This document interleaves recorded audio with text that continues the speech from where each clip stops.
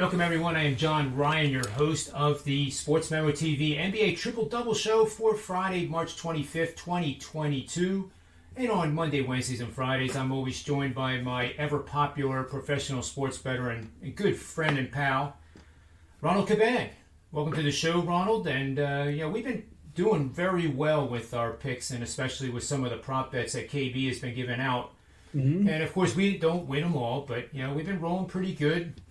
I have to say, I hope the betting guys aren't tuning in yet this early in the show, but I had Arkansas last night, and I don't know what got into me, Ron. I actually wrote to my premium clients that I actually thought they were going to win the game.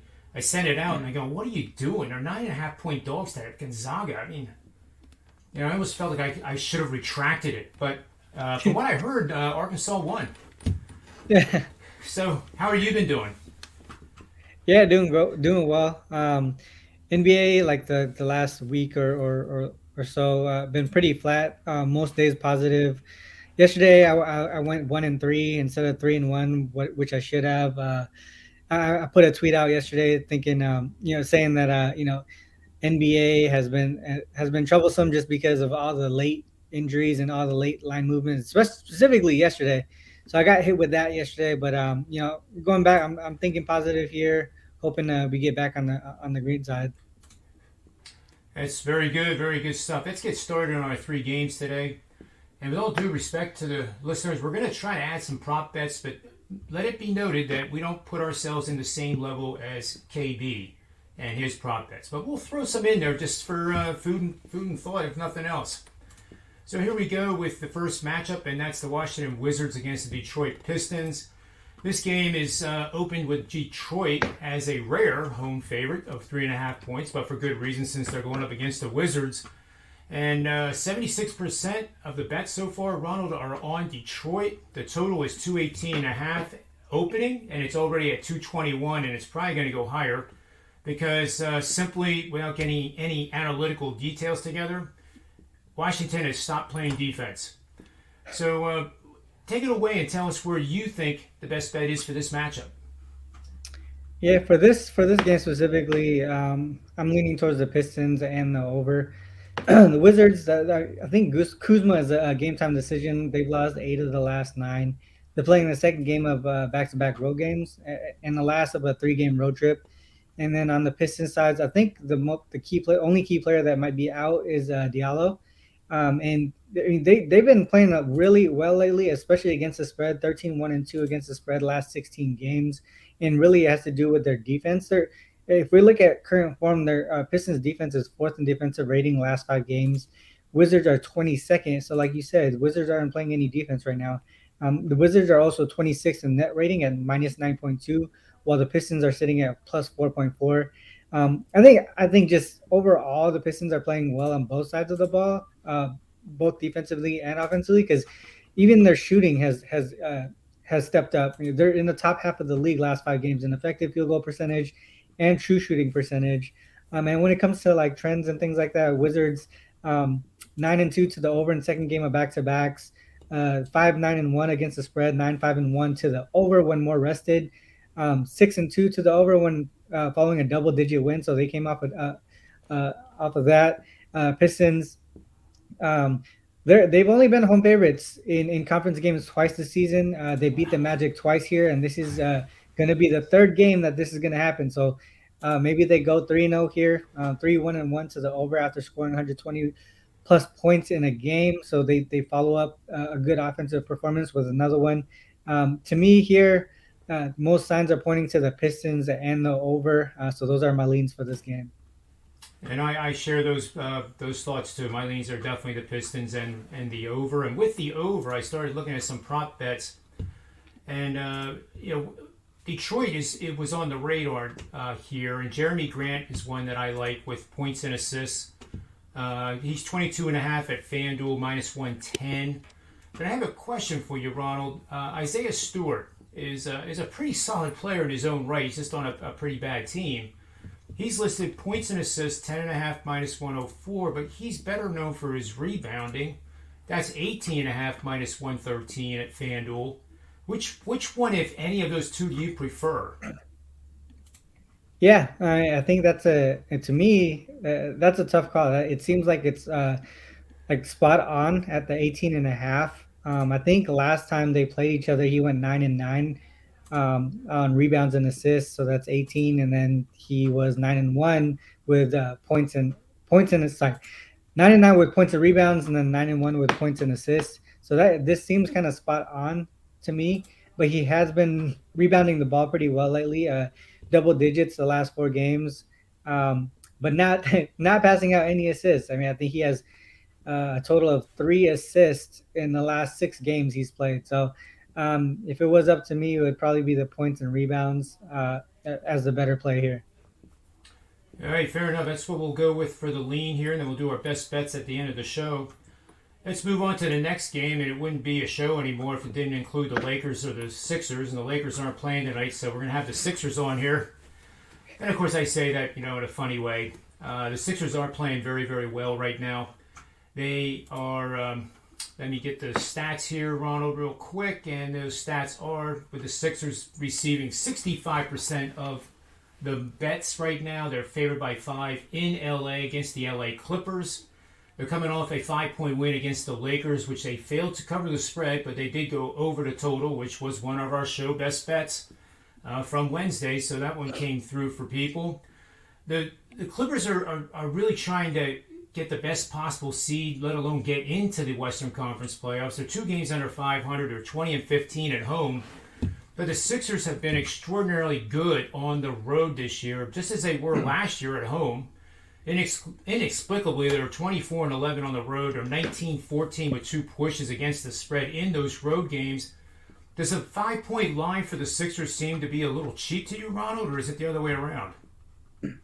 No, you know what? I mean, I really like the Sixers in this spot here.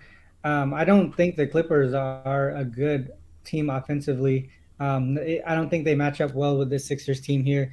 They're bottom. I think they're bottom 10 in offensive rating.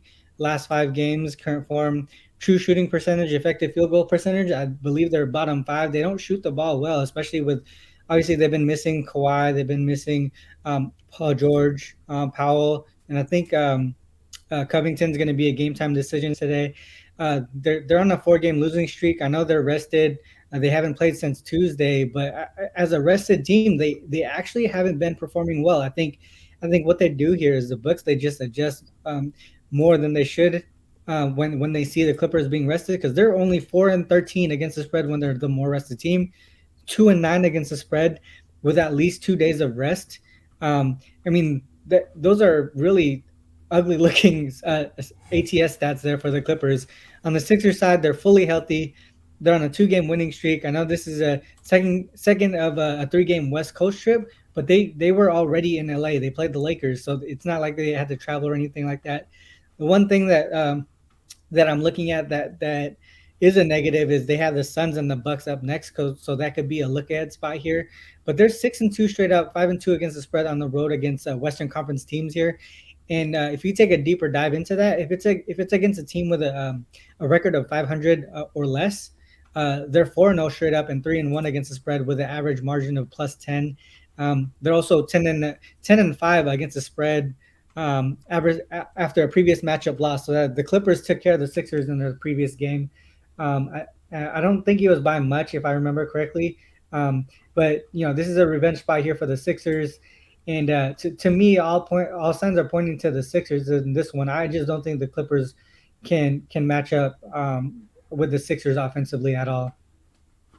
Yeah, I agree 100%. You're right about the last matchup. The Clippers won in Philadelphia 102-101 on January 21st. The Sixers were an 8.5-point favorite in that game and a total of 213, so that game went under the total. And I actually have a little betting system I can share with everyone here.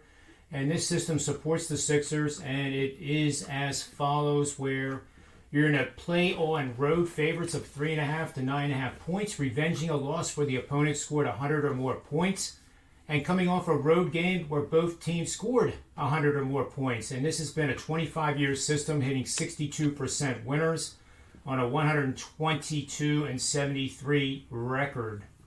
Good stuff, Ronald. I don't have any prop bets even to think about here because I feel like I would not be objective because I would take Embiid and Harris. Anybody that's playing on the Sixers, I would play over, and that's probably not a good lean at all. So let's move on to the third and final game here, and that is here we are, and we go to slide number 6. We're looking at probably the marquee matchup on the card for the Friday evening. In the association, we have the Dallas Mavericks taking on the Minnesota Timberwolves, and in this matchup, this has major playoff implications as we come down to the last 10 or 9 games of the regular season. Dallas is only getting 28% of the bets, despite being a 3-point road underdog against a Minnesota team that's been kind of racking up the wins of late, Ronald. Initially, that line, I think, makes me want to take the Dallas Mavericks. Minnesota's 24-13 at home. They're 10 games over 500. They're 40-32 over their 74 games this year against the spread. Last 10, they're 7-3 and 7-3 against the spread. Minnesota is, and so is Dallas 7-3 the last 10, but they're only 5-5 against the spread. So I think the market has Dallas priced pretty well. I'm kind of leaning Dallas here initially. What do you think? Yeah, I agree. I think Dallas is I feel like Dallas is a spot here. I know this is a quick revenge for the Wolves. They lost by 2 a few days ago against the Mavs. The Mavs, I think, they have Hardaway. I believe Bertans and Burke is out, but they're on a 2-game winning streak. They're coming off a 19-point win over the Rockets as well without Luka. So Luka is rested for this game. They do have the Jazz next, so I don't know if this is going to be a look ahead spot with like you said, the playoff implications resting on this game. I think they're going to take this one pretty seriously. But they're 17-4 against the spread against conference teams with a winning record, so they play up to the level of their opponents. The Wolves here, they have McDaniels out, but Cat is a game time decision. He's nursing an injury, and so he may not be fully healthy. I can't see him sitting this one out with how important this game is. But if he's not fully 100% against this Mavs team, it's going to be tough for the Wolves to win this one. I know they're on a 2-game losing streak here, coming off a 9-point loss to the Suns. But the Suns, obviously, they're one of the top teams in the league, if not the top team. I think they're number one in the overall record wise in the NBA. This is the last game at home before a 4-game road trip. Celtics and Raptors up next, so they have a tough schedule coming up. They are 12-5 against the spread as home favorites in conference games, but to me, the Mavs are 2-1 straight up and against the spreads versus the Wolves this season. They played each other 3 times so far. To me, I think the Mavs just really match up well with this Wolves team here. To me, the lean is the Wolves. The Mavs. The line to me, I feel like if in this spot, it should have been more towards the Wolves, but it isn't. So it's kind of tricky, but at the same time, I know this is a quick revenge, but for me, the Mavs is the only way I can look. Me as well. I think the line is telling us that if you're going to make a play in this game, it is the Mavs, and maybe definitely a sprinkle on the money line too if you can get plus 150 or higher.